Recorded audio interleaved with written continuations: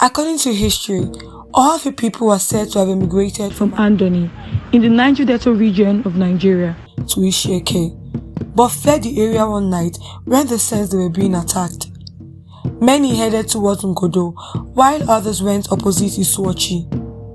A man, Ezama Atita, and his sons known as Uduma Ezama and Onyerobi. Ezama led some toward Abam. On reaching Abam, the condition of the wife of Ezama's son, Onyerobi, due to pregnancy, forced them to settle down there, while others continued their journey.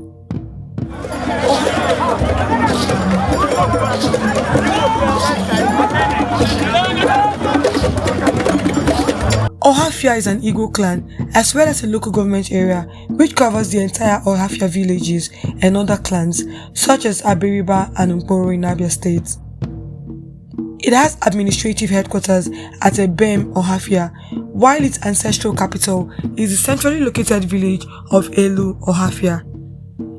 There are 26 villages in Ohafia, which were bettered by offspring of Ezama Atita and his second son Uduma, which include Elu, Ibinaba Ihenta, Nde Okala, Nde Anyore, Amuma, Amekpu, Ebem, Nde Amogu, Okagwe, Nde Uduma Uku, Oboro, Nde Nku, Nkwebi, Amuke, Asaga, Ndi Uduma, Awoke, Amanku, Nde Ibe, Nde Orieke, Okon Aku, Amangu, Ofiele, Eziafo, Abia, Akanu, Isyugu. Each village is governed by an Ezogo. All the Ezogo make up the Ezogo in council, which the Amala decides how the community is to be governed. The overall traditional ruler is known as Udumeze, and he lives in Ohafia. Udumeze is said to intervene only when there is a matter between an Ezogo and a subject. Ohafia is also endowed with rivers such as Mori River in Ebem, located along the road bridging Ohafia to Abam. The Ufutiti waterfall, located at Amekpu, which is more than 300 feet deep, and another waterfall at Uzuasagu in Akanu Ohafia are beautiful tourism sites. The cultural hospitality of the Ohafia people is quite fascinating. The people shouldn't just be known for their legendary war dance, but also how they welcome visitors into their homes with respect, depicting love and brotherliness. Interestingly, the Ohafia traditional hospitality is typical of the Igbo, who see it as a taboo to ill-treat strangers. In fact, till date, the Igbos will go out of their way to be nice to a stranger, believing, as it is written in the Holy Bible, that by so doing, they could be entertaining an angel. This is one of the cultural similarities the Igbos share with the Israelites, one of the reasons they are described as the lost tribe of Israel.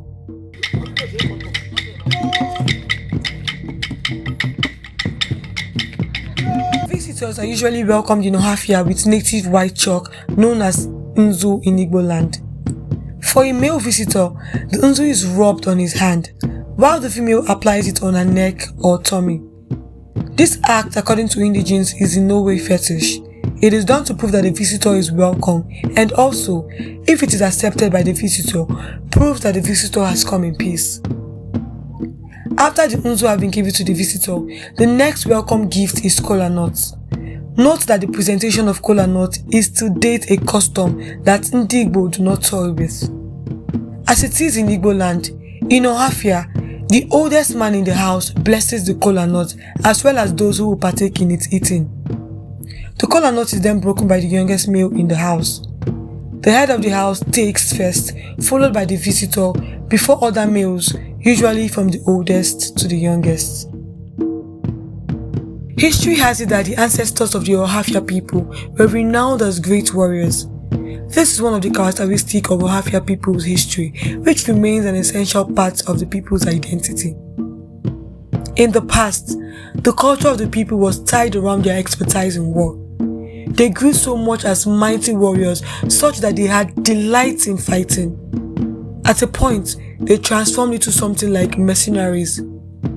According to history, Ohafia people became willing tools in the hands of the people of Arochukwu, also in Abia State, who were at the time said to be into the business of hunting for slaves. In Ohafia, the war dance celebrated war achievements.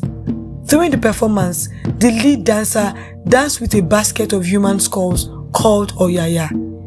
With him were a palm front and cutlass, while members danced along acting like they beheaded someone. In addition to the now carved human heads in the baskets, the war dancers are dressed in same cultural costumes with red and white colored leopard caps.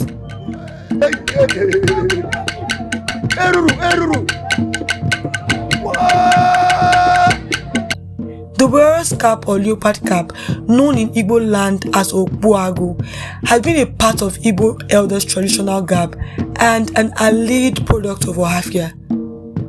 The custom of beheading a defeated enemy by Ohafia warrior is known as Iri Aga, which was a much-loved hobby. In those days, a human skull was valued as a souvenir that portrayed a warrior's courage, which earned him great honor in Ohafia. There was a society known as Ogbuisi Society, and only warriors who returned with human heads after any war were eligible to join, as well as allowed to wear the eagle's feather. While the war dance may seem exclusively for the youth, the war dance is made up of naturally talented people that know how to shake their chest and display exotic steps in a simultaneous rhythmic homogeneity. Both young and old people can dance it, but the core members of the dance group are professional war dancers. Till date, Ohafia people are particularly proud to be associated with legendary war dance, which traditionally depicts bravery and feat.